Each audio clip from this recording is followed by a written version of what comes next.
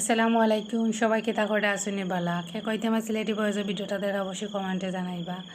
আর কয়েকদিন আগে আমি একটা ভিডিও বানাইছিলাম যে আমি কোন হাত দিয়া খাই সেটা দেখাইছিলাম, তারপরে অনেকে কমেন্ট করছেন আমার খানি ভিডিও দেখে ওইটা হয় আমি বাম হাত দিকে তালাই খাই ডান হাত নাইনি, তো অনেক বাজে কথাবার্তাও কইছেন। তো আমি কিন্তু বারবার কইরাম যে আমি কিন্তু সামনেও ক্যামেরা দিই করি ভিডিও করি।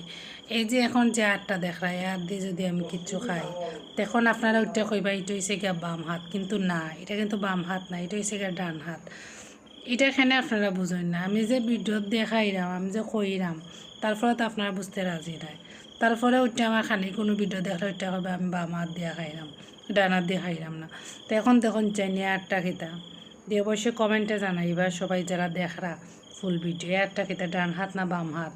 আমি কিন্তু এ হাত দিয়ে কিন্তু খাই। আর এই ক্যামেরাটা কিন্তু এখন আমার সামনেও ক্যামেরা পিছনেও ক্যামেরা নাই। তখন আপনারা যদি বুঝতে যদি অসুবিধা হয় তো আমার কিছু করার নাই। ও লইয়া আমি ভিডিও 3টা বানাই আসছি যে আমি কোন হাত দিয়া খাই। তারপরেও আপনারা কমেন্ট উঠে কইবা আমি বাবার দিয়ে খাই। বাবার দিয়ে কিতালে খাইতাম আমি কইন আমার কিন্তু ডাইনাত নাইনি। ডাইনাত যে থাকতো না তো ঠিক আছে, ডাইনাত যেহেতু আল্লাহ দিয়েছেন তাইলে আমি বাবার দিয়ে কিতালে খাই, এটা কিন্তু আপনার মাথার ঢুকে নানি। কিছু কিছু কমেন্ট আমার মনে হয় এটা ফাইজলামি করে আমার লাগে করে। আর নাইলে ভিডিওতে আমি দেখাই রামো তারপরে কিতার লাগে আপনারা এ ধরনের কমেন্ট করেন।